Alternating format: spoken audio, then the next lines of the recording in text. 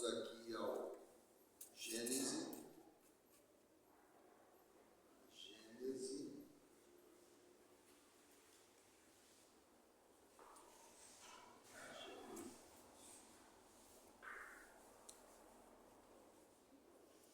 Muito bem. Então, só para retomar aqui, quem não estava aqui semana passada e quem estava também, nesse parágrafo anterior aqui, ó, já nos dá uma luz sobre o que a gente estava falando. Razão há, pois, para que o Espiritismo seja considerado a terceira das grandes revelações. Vejamos em que essas revelações diferem e qual o laço que as liga entre si. Então nós terminamos semana passada falando das três grandes revelações. Moisés, agora vai falar sobre cada um. Nós vamos começar hoje. Moisés, depois a vinda de Jesus Cristo, e depois o advento do Espiritismo com Allan Kardec. Essas são as três grandes revelações,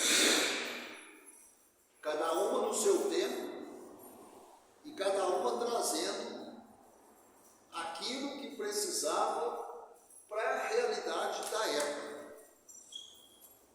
Então, é claro que hoje, em 2025, depois de Cristo, se a gente pega Moisés, fala, nossa, mas não é possível, o Moisés fez isso, então? Fez. Porque naquele tempo tinha um outro tipo de gente no mundo, e ele precisou agir do jeito que agiu. Ele precisou agir do jeito que agiu. Mas quantos séculos antes de Cristo? Muitos séculos. Jesus fez do jeito que fez na sua passagem aqui enquanto encarnado, porque o contexto da época exigia que fosse daquele jeito. Muitos ensinamentos por parábolas. Moisés, por exemplo, não usava parábolas. Os nossos padrões de hoje, Moisés meio que batia de frente, chegava chutando, sem muita conversa, mas na época tinha que ser assim, não dava para alisar. Jesus já usou parábolas. Por quê? Porque cabia naquela época ensinar por parábolas. E depois veio o Espiritismo com Kardec, já aí no século XIX, quando já havia campo capaz de aceitar o advento do Espiritismo. As manifestações espíritas existem desde sempre, desde a época de Jesus, da época de Moisés, de antes de Moisés, de quando nós morávamos nas cavernas. A manifestação espírita sempre existiu, mas a codificação da doutrina, a organização, a divulgação, a propagação, teve que esperar o século XIX, depois de Cristo, 1900 anos depois, quase. Então, tudo no seu tempo, né? Então, hoje, quando muito, nós damos conta de analisar a terceira revelação, o Espiritismo, que está mais próximo da nossa época. Aí, muitos de nós já temos dificuldade de entender algumas coisas da época de Cristo. Temos que nos esforçar para entender. Também já se passou 2000 anos. E aí, quando a gente vai ler sobre Moisés, aí a gente não entende o que é. Mas é porque é mais antigo. Então, vamos ver aqui o que a gente vai falar sobre isso. Então, primeiro, Moisés. Item 21. Como profeta, revelou aos homens a existência de um Deus único. Moisés revelou aos homens a existência de um Deus único, soberano, Senhor e Criador de todas as coisas. Promulgou a Sinai, as tábuas da lei, lançou as bases da verdadeira fé. Como homem, foi o legislador do povo, pelo qual essa fé, primitiva fé, purificando-se, havia de espalhar-se por sobre a terra. Então, um resuminho sobre a primeira revelação, que foi Moisés. Um profeta, um legislador, né? Aí você pode falar, mas então ele cuidava da parte espiritual e da parte política? Ele era um líder político, mas ele tinha que ser. Então ele concentrava o poder, concentrava. Mas naquela época precisava. E ser mão de ferro. Por isso que alguns ficam assustados quando vê a lei mosaica. Dura demais, mas não tinha outro jeito. Não tinha outro jeito. Depois, no 22, a outra revelação, Cristo. Tomando da antiga lei o que é eterno. Então, com o advento de Jesus Cristo, ele pegou da antiga lei, a lei mosaica, aquilo que é eterno, que não muda. Seja com Moisés, seja com Cristo, seja com o Espiritismo, seja com o que for, o que é eterno e divino, e rejeitando o que era transitório, puramente disciplinar e de concepção humana. O que é transitório é de concepção humana, quer dizer, os humanos que fizeram, acrescentou a revelação da vida futura. Acrescentou, está até escrito em itálico, a revelação da vida futura, de que Moisés não falara. Moisés não falou sobre a vida futura, mas nem podia, porque ninguém ia entender. Ele ia ficar falando, ia cair no vazio, ninguém ia entender. Gente, hoje, passados 2000 anos de Cristo, quantos entendem a vida futura? A maioria não entendeu ainda a vida futura. Tem espírita que tem dúvida sobre a vida futura. Espírita, está dentro da casa espírita que tem dúvida. Mas será que é mesmo o futuro? Tem vida? Será que eu vou reencarnar muitas vezes? Acredite, tem. Então você imagina, séculos atrás, milênios atrás, Moisés então não podia falar disso mesmo não, né? Assim como a das penas e recompensas que aguardam o homem depois da morte. Então, Cristo mencionou a vida futura, mencionou as penas e recompensas. Mas o povo da época de Cristo já tinha algum requisito que os fizesse compreender sobre isso. Algum. Era muito também. Aí pede para a gente ver a Revista Espírita de março e de setembro de 1861. 23. A parte mais importante da revelação de Cristo, no sentido de fonte primária, de pedra angular de toda a sua doutrina, é o ponto de vista inteiramente novo sobre o que considera ele a divindade. Esta já não é o Deus terrível, ciumento, vingativo de Moisés. O Deus cruel e implacável que rega a terra com sangue humano, que ordena o massacre e o extermínio dos povos, sem excetuar as mulheres, as crianças, os velhos, e que castiga aqueles que poupam as vítimas. O Deus que Jesus nos revela não é mais o Deus injusto que pune um povo inteiro pela falta do seu chefe, que se vinga do culpado na pessoa do inocente, que fere os filhos pelas faltas dos pais, mas um Deus clemente, soberanamente justo e bom, cheio de mansidão e misericórdia, que perdoa o pecador arrependido e dá a cada um segundo as suas obras.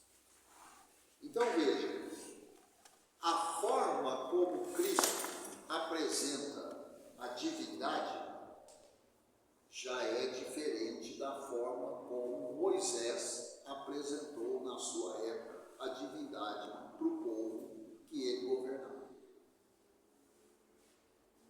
Você fala, então, pelo que eu entendi aqui, o Moisés fez um terrorismo com o povo da época. Pintou um Deus avassalador. Foi mesmo. Mas precisava. A humanidade vivia o caos. Era gente cultuando tudo quanto é tipo de Deus, cultuando estátua, cultuando monumento, seguindo ritual daqui, dali, não sei o quê. Então Moisés teve que chegar firme. Então ele não poupou palavras para explicar para o povo quem era Deus. Falou, ó, vocês não brincam não, porque Deus extermina. Se eu errar, Deus extermina vocês todos, o povo que eu governo. Então, ele fez o que tinha que fazer. Mas, por ocasião do início da era cristã, Jesus já apresenta de forma diferente o mesmo Deus. Não mudou o Deus, mas já mostra uma outra face, né? Um Deus que vai dar a cada um segundo as suas obras, um Deus que quer que você se arrependa, que você perdoe, que você pratique a fraternidade. É o mesmo Deus do Moisés, mas apresentado sob uma outra face. Por quê? Porque o povo era outro. A humanidade evoluiu da época de Moisés até a época de Jesus. E tenha certeza, daqui a 2000 anos, alguém vai definir Deus, o mesmo Deus atual, e vai ser apresentado diferente, porque daqui a 2000 anos a humanidade terá evoluído. Não sei quanto, não me pergunte, mas não vai ser a mesma humanidade. Então é assim mesmo. Ah, mas então Deus muda? Não, Deus não muda. O que muda é a capacidade do povo da época de entender. Deus é o mesmo sempre. Mas o povo, a capacidade de entendimento vai mudando. Então, a gente vai conseguindo enxergar outras características do Deus, que hoje a nossa cegueira impede de ver. Por quê? Porque nós somos tudo atrasados. Então, do jeito que a gente vê Deus hoje, é o jeito que está de acordo com a nossa capacidade de entendimento. Ficou claro isso? É importante entender isso, né?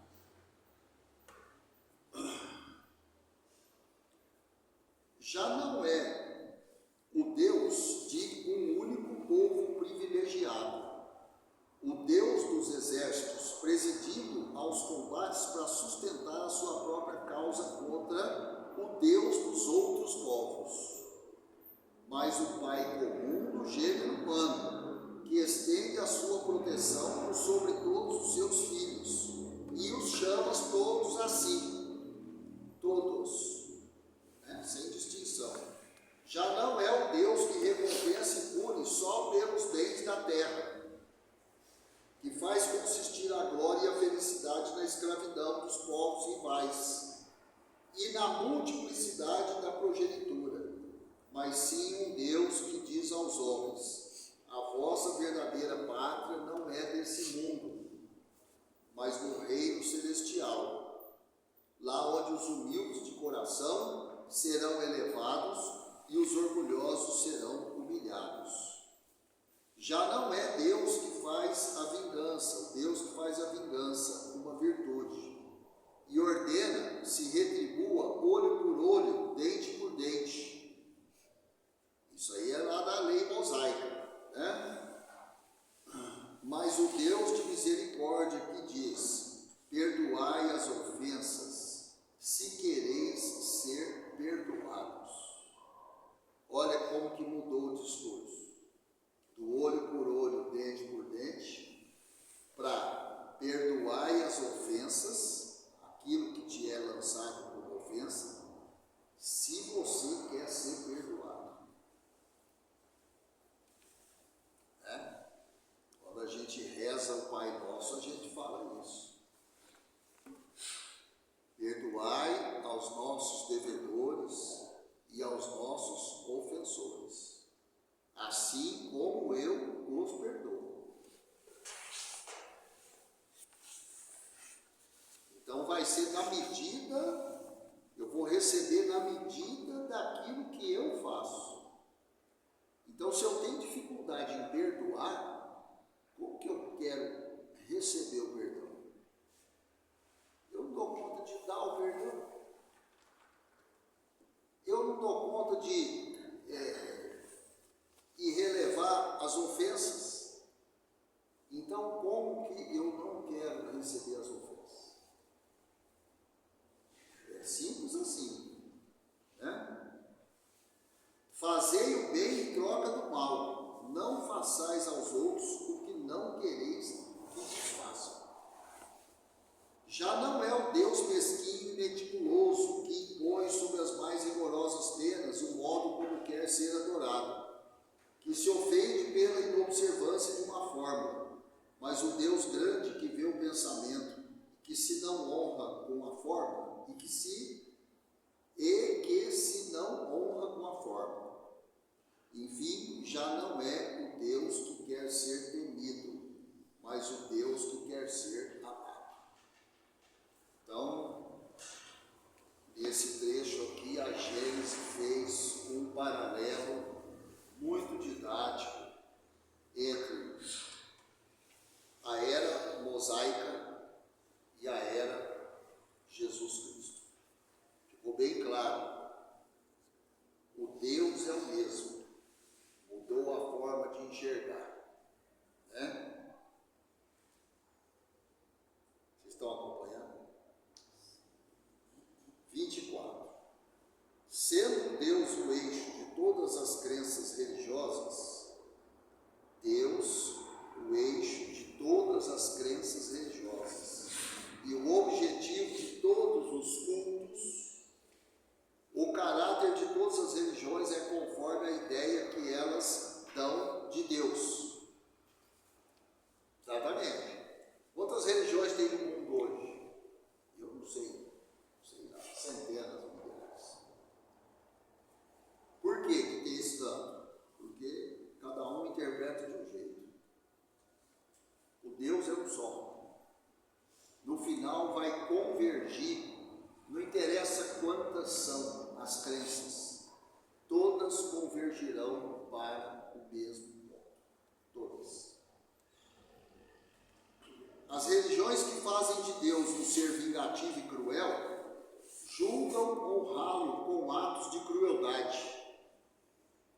Aí a gente volta lá nos tempos mais primitivos, onde determinadas tribos, aqui na América tinha isso, sacrificavam pessoas, crianças, jovens, moças, né? O sacrifício era para Deus, para o Deus que eles acreditavam. Por que tinha que fazer isso? Porque senão Deus castigava aquele povo, aquela tribo. Olha que tempos selvagens de ignorância. E tem isso até hoje. Tem tribos mais remotas ainda, existe isso. Né? Então, as religiões que fazem de Deus um ser vingativo e cruel, julgam, elas acham que podem honrá-lo com atos de crueldade, como fogueiras e torturas. As que têm um Deus parcial e cioso são intolerantes e mais ou menos meticulosas na forma. mais ou menos contaminado das fraquezas e ninharias humanas. 25. Toda a doutrina do Cristo se funda no caráter que ele atribui à divindade. Toda a doutrina do Cristo está alicerçada, fundada no caráter que ele, Cristo, atribui a Deus, o Pai. Com um Deus imparcial, soberanamente justo, bom e misericordioso, ele, Cristo, fez do amor de Deus e da caridade para com o próximo a condição indeclinável da salvação. Condição indeclinável da salvação. Ou seja, sem caridade para com o próximo e o amor de Deus e a caridade para com o próximo, não tem salvação, gente. Não tem. Quando fala condição indeclinável, quer dizer, é assim. Ah, não tem outro jeito? Não, é só assim. Ou faz isso aqui ou não tem salvação. Dizendo, amai a Deus sobre todas as coisas e o vosso próximo como a vós mesmos. Nisso estão toda a lei e os profetas. Amar ao próximo como a si mesmo. Pronto. Toda a lei e os profetas estão nisso aí. Não existe outra lei. Não existe outra lei. Não precisa procurar, não tem outra.